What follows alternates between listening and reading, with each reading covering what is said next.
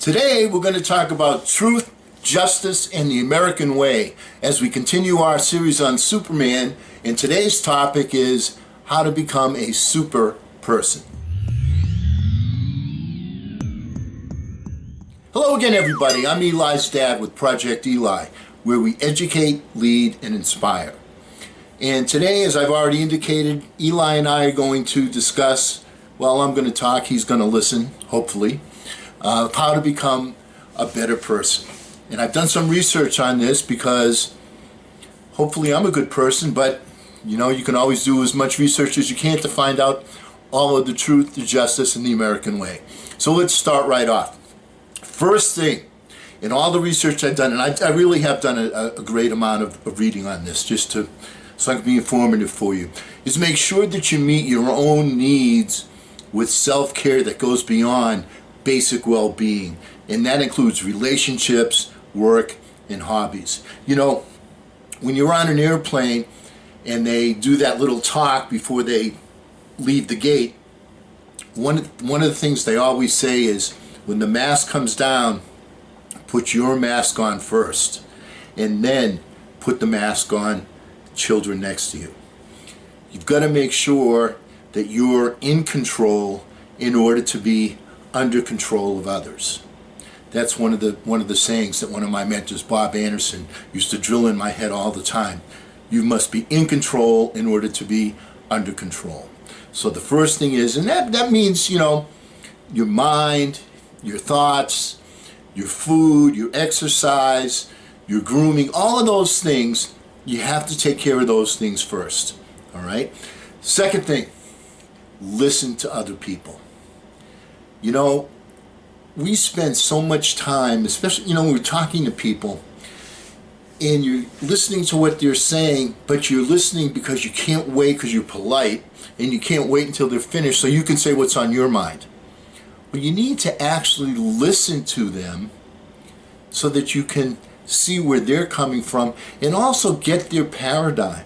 That's one of the ways that you learn, is by listening to other people, getting their paradigms, putting them inside here, and then making some adjustments to yourself. Because unless you can see, unless you can feel what other people feel, unless you have that empathy, then you're not able to put yourself in somebody else's shoes to try and understand what motivates them.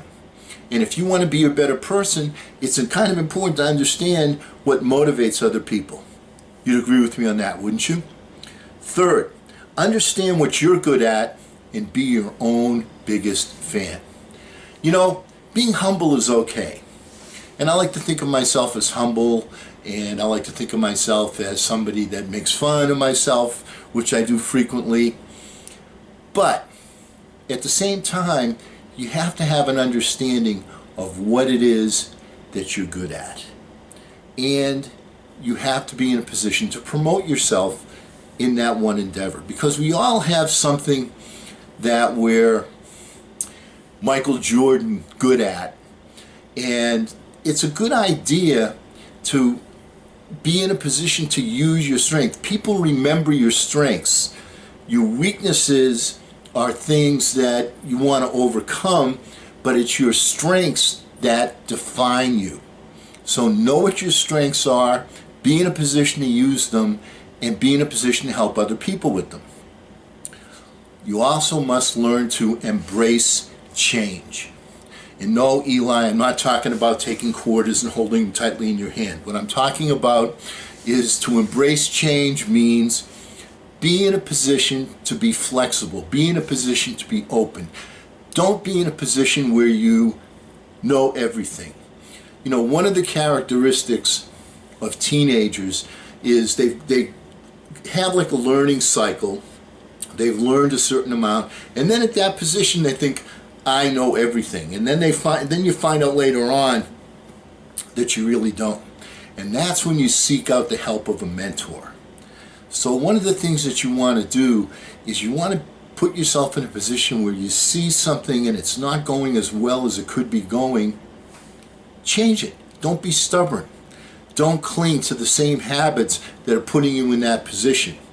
Because as Einstein said, and he was the one that said this first, The definition of insanity is doing the same thing over and over again and expecting a different result.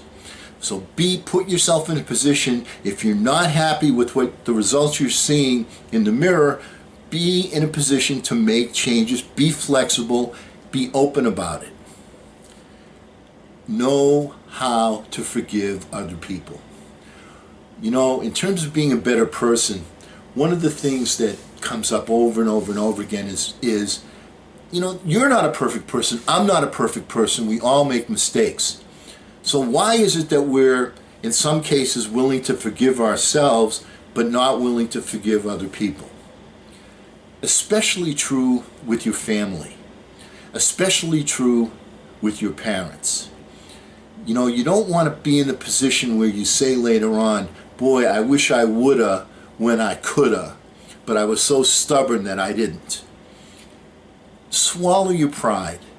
Make an effort to forgive other people, for one thing, so that you can maintain a relationship, because you always have to say to yourself, is this issue bigger than our actual relationship?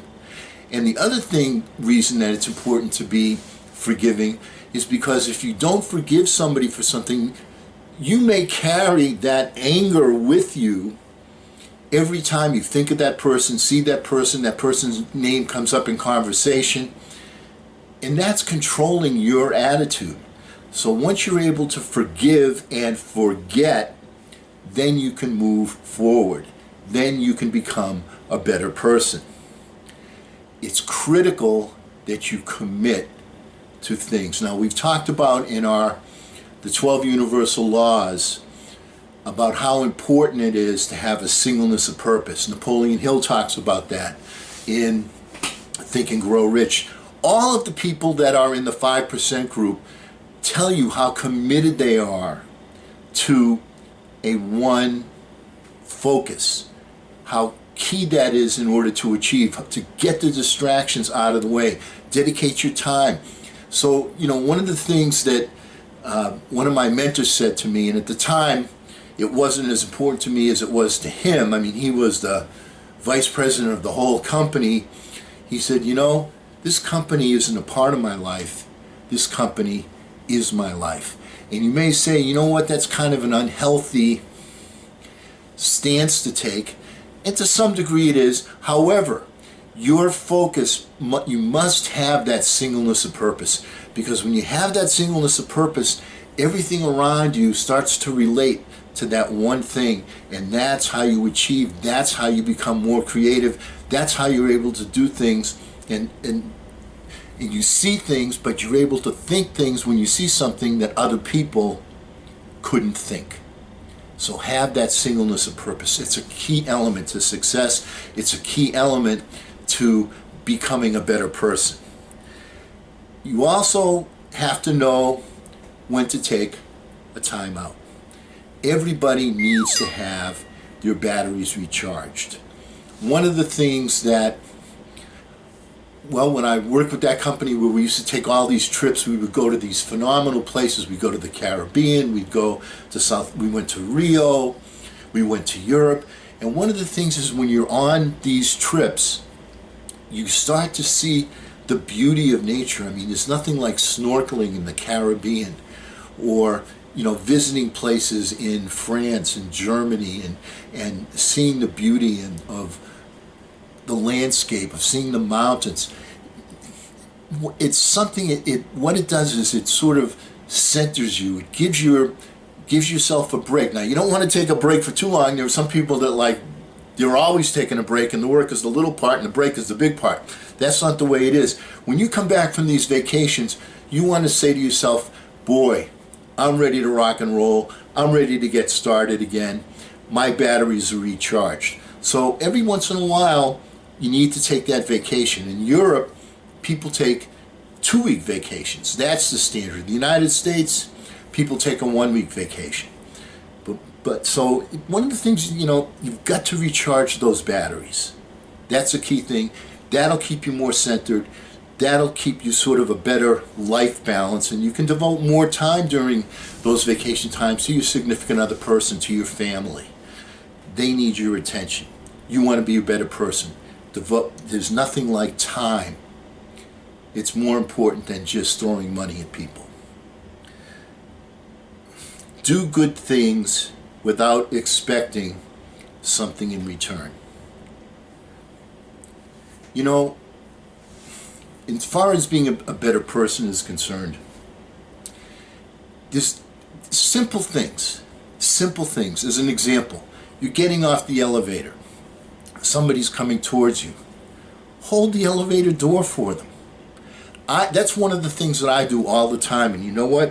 Whenever I do it, the person always looks at me, always smiles, and always says, thank you. Now that's a real simple thing. On the other hand, going out of your way to help somebody as a mentor. You know, when people send me emails or texts or comments or whatever, and they say, Eli's dad, this is my scenario. What are your thoughts on this? How can I improve this? How should I be thinking? Is my thinking the correct way? I had people that did that for me. And you know what's one of the neatest things about doing that? You feel really good when you do that, even though you're not expecting any remuneration, you're not expecting any financial reward. And in this particular case, giving also becomes taking. It's the same thing as in basketball. I used to get so much pleasure out of making a nice pass to somebody and put them in position to make a layup. That made me feel good. And I know people feel that way. You feel good when you give. It's also taking. So make it a practice to be the first person to give a smile, to put your hand out to shake somebody's hand, to nod and acknowledge somebody else's existence, to let them know that you know that they're there. That's going to help make you a better person. Identify and live by your core values.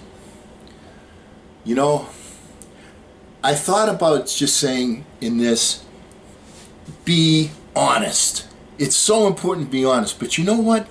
Sometimes your core values don't allow you to be quote unquote honest. If you're going to be honest and you're going to hurt someone needlessly, why do it? Stick to your core values. You know, what the core value for me is I'd really like to change our education system to get people in the schools to start teaching the principles that we're teaching here with Project Eli. That's my focus. But at the same time, I'm not going to sit there and belittle the school system because, first of all, you have to belittle to belittle. However, that's not going to get me any place. So if what you're going to say is not going to advance your cause or it's going to hurt somebody, why say it? So there's a difference between being completely honest and sticking to your core values. And there's a fine line there. Sometimes you have to, put your foot down and say, hey, that's not right. And other times you just have to say, okay, give unto Caesar what is Caesar's. This is not my bailiwick. I'm going to let, that's what you do. That's your business. I'm going to focus on what I focus on. All right? But stick to your core values. Stand for something. People should know what you stand for. All right? People on this channel know that I stand for having my son progress and for helping as many of you people as I possibly can out there. And also for advancing our education system, which, to my mind, teaches a lot of stuff, but doesn't teach the how-tos. That's what you learn right now from mentors, and I would like to see that type of stuff taught in our school system. Those are my core values. And our last thing that I'm going to say, I spilled it out, is you have to set and achieve goals. You have to have the vision in your head. You have to see the end result. You have to put it down step by step by step, and you have to enjoy the little victories. When you achieve, that's part of what's going to make you a better person. You don't want to step on people as you're advancing up the ladder. You want to have these little victories, but you must have some sort of a purpose, some reason for being, some reason for waking up in the morning. Instead of living a life of mere distraction.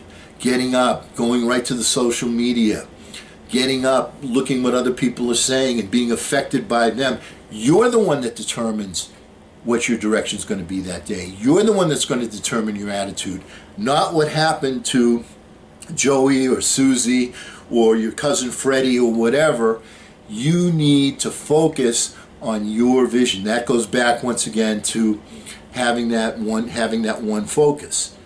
All right. Now, one of the things that we're led to believe is that kids merely need good rules. But you know what? That doesn't jive with how the human mind works. Let me give you a couple of examples. Do you know that only 14% of the people remember what the 10 Commandments are? That can tell you all 10? A recent study found that 71% can't even name one commandment. And the ones that are remembered most often are number 6, number 8, and number 10. Murder, stealing, and coveting. People remember the negative, don't they? Now, you know, people don't remember rules, they don't remember statistics, but what they do remember are stories. So part of being a better person is being a better storyteller, is having a good story, the story you tell yourself, what it is you are, what it is you want to be, and have people understand what that story is, what it is you stand for. What do stories do? Well, research tells us that they motivate us, they give life meaning, they relieve depression, they offer guidance for decision making, and they increase learning. Now, 3 rules that are kind of important to cling to are all connected. The first one I know you're familiar with. It's called the Golden Rule. Do unto others as you'd have them do unto you. Once again, if you want to be a better person, that helps. Let me give you sort of the exponential rule to that. It's called the Platinum Rule. And the Platinum Rule is treat others the way they want to be treated. Treat others the way that they want to be treated. Now here's a different one, and I'm going to tell you a little story that goes with this. This is called the Double Platinum Rule. Now the other night I had a hankering for one of my favorite foods from one of my favorite places. It's a place that makes ribs. All right, so I called them up, I placed my order. It was about a 15-minute drive to get over there. So I get over there, and when I walk in, they have on the chalkboard, special today, gumbo. Now, I've been calling and asking them for gumbo. Is the gumbo? No, not yet. It's seasonal. We don't do gumbo. All right. Finally, I see it on the board. I didn't ask them this time. So I walk up to the counter, and they go, "May we help you, sir?" And I looked at them and I said, "I just had an emergency." And they looked at me and they said, "Oh?" I said, "Yes. I placed my order, but I also need to place an order of gumbo. Can you help me out?" And they laughed. They helped me out.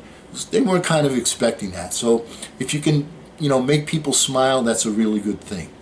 But here's the crux of the story.